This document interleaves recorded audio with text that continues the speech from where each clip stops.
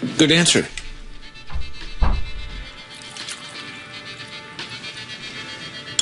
Hello again, Whiskey Whippers and Spirit Sippers. Wun Wun here again, and we're back with another one. Today we're going to be talking about Glenmorangie's A Tale of Ice Cream. Nice. Oh, this is the fifth one in the Tale of series. I've got all of them, and they've all been pretty decent. Not my favorite Glenmorangies of all, except for like the Tale of Winter. I really love that one, and the Tale of a Forest is so far out of left field for Glenmorangie that I find myself dipping back into that one a lot just for something crazy different. But yeah, I mean they're all good. Like Tale of Tokyo is really good.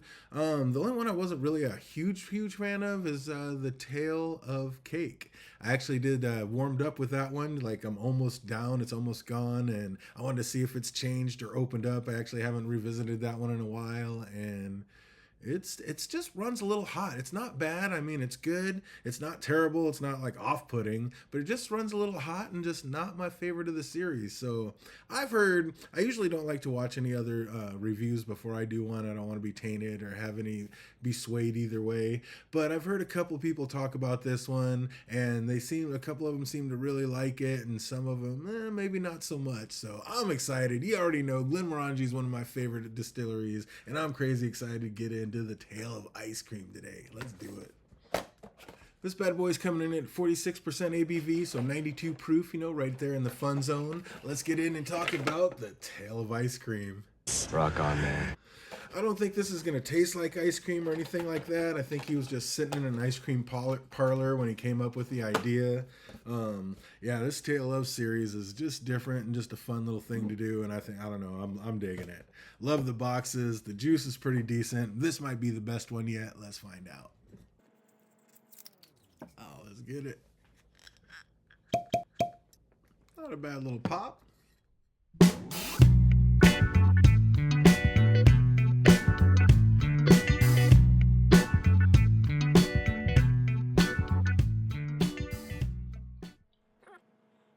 Smells sweet.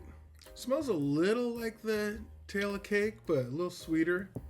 Yeah, I have no idea. Like I said, I don't know if think this is going to be like a dessert whiskey or just kind of will pair well with a dessert. I'm not sure. I don't know what to expect with this one, but I'm excited. Smells a little spicy. Smells like there's some heat on there. I got a little bit of lemon.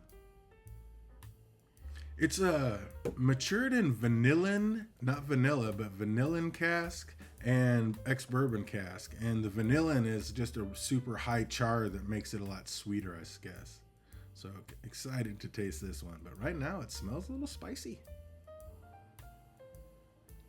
It's funny, a lot of people said the Tale of Cake was supposed to be like a pineapple upside down cake, and people smelled I never got any of those notes whatsoever, but I do get kind of like a pineapple mango out of this one. But boy, like a spicy mango. This one, there's just like a spiciness to this one. Not quite red hots, but yeah, like a spicy mango, spicy pineapple. Oh man, I'm excited. This one's been sitting back here for so long. I am so far behind, but I couldn't wait anymore. I'm dying to try this. Let's get it. Slanja.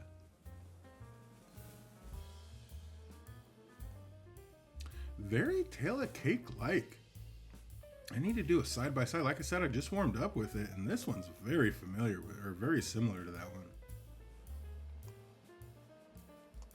Yeah, like a spicy lemon, spicy pineapple, spicy mango. It was weird when it first hit your lips. It was a little flat. I was getting so excited and so amped up for this one. I hope I didn't overpump it, but because right now it's okay. I mean, it's not bad as usual, not off-putting at all, but almost kind of like that note. One of the only Glenmorangies I don't like really was the 18-year-old, and it's just because it's just so bland and flat. And that's how this one was when it first hit the lips. I was kind of expecting that spicy sweetness, something, and it was almost like a bland, just flat note right over the lips at first. And then it kind of picked up, mid palate, started getting a little spicier, started bringing in those lemon mango curds, kind of like that. And then just a little bit of heat on the back end, but kind of not a super long finish either. Let's get back in for a second one. Cheers. I don't know if I've ever had a whiskey so nondescript. Usually I'm getting all sorts of stuff out of this one. This one is so flat when it hits you, or when it first hits your lips, you're like, am I even drinking alcohol? Like, say that for it. It's a 92 proof, and you'd think it's like a 40 proof. I mean, it is just so, dare I say, like, bland almost. Like hits your lips, and not until that mid palate do you even really get a taste for anything. Like, right over the lips, it's just water. I don't know, that's crazy. That is wild.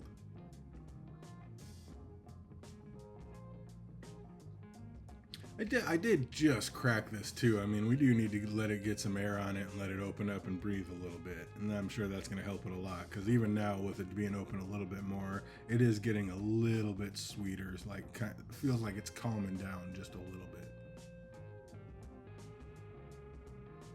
Like, it doesn't have that spicy punch like right when you get your nose in it like it did. It's starting to mellow out a little bit. So I probably should have gave this 5-10 minutes and let it calm down a little bit. It didn't have an age statement. I was excited and we jumped right on it. So definitely give it a fair shake. We need to let it open up a little bit.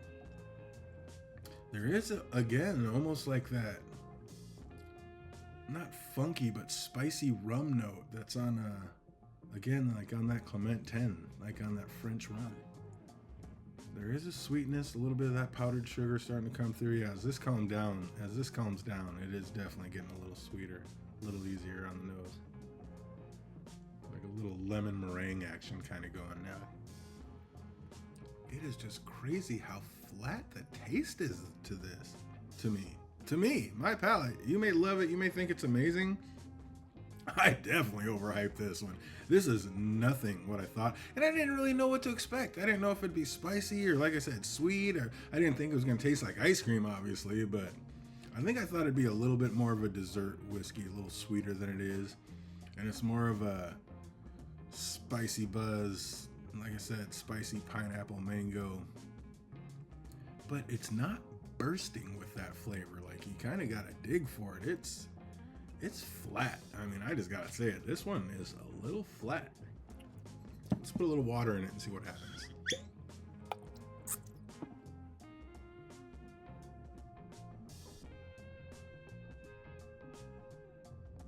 See if some water can bust some of that open and activate this a little bit, because boy, I gotta tell you, it is beyond soft. Like, it's not just soft, it is flat. Tale of Ice Cream Highland Scott Malt Whiskey. Pretty little bottle, just cute and purty. Oh, the colors. I mean, yeah, I actually do really dig the box. I mean, kind of crazy, but I mean, as you can see, I like my whiskey boxes. And I mean, that is clean all the way around. I like it. It's a little wild over there. But yeah, the flavor is not nearly as wild as the box, I'll tell you that. See if the water helps that out a little bit. Maybe more of like a spicy butterscotch with the water. A little lemon, little butterscotch. That lemon meringue is kind of there. A little bit of like a flavored whipped cream. Let's see what's going on with this one. Prost. I was about to start gargling with this just to see if it did anything. Like, that is nuts.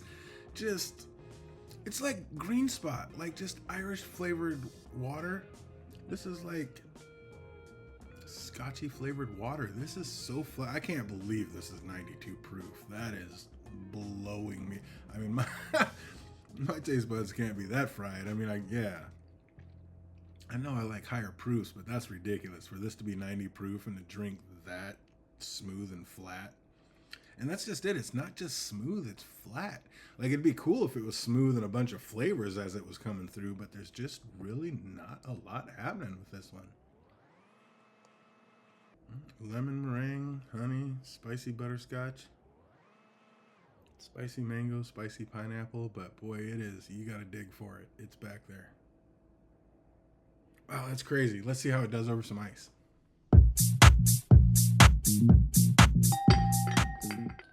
I gotta tell you, as flat as this is, I'm a little nervous putting it over ice. Is it gonna completely wash it out? Let's find out.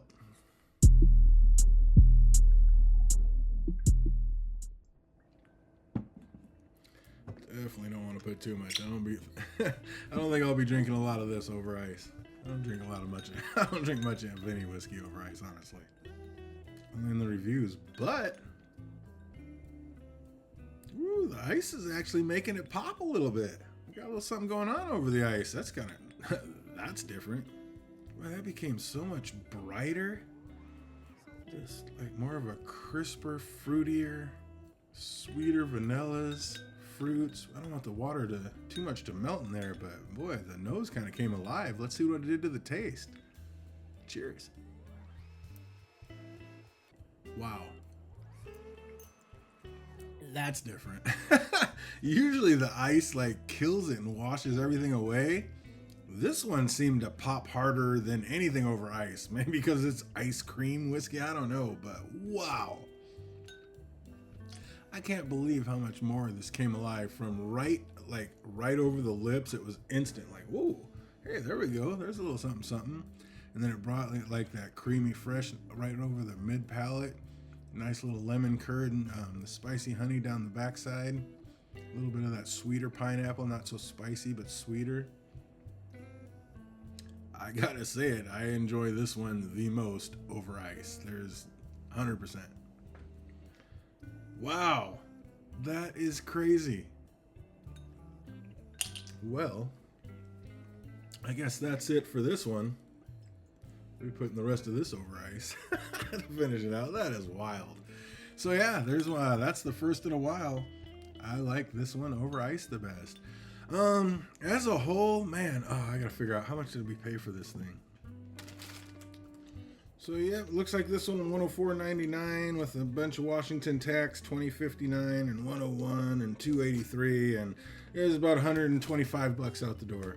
So for $125, that's a lot of money. I mean, I started the Tale of series, so I'm sure I'm going to keep grabbing every one that comes out. And like I said, I love Glenmorangie, but yeah, these Tale of series, I got to say, not my favorite. They're okay, they're fine, but this one's going to, I mean, now that I have all five, I'm definitely going to do a flight with all five and do them blind and see how I really feel. But just out of the top of my head, I would say the Tale of Cake is probably, I don't even know.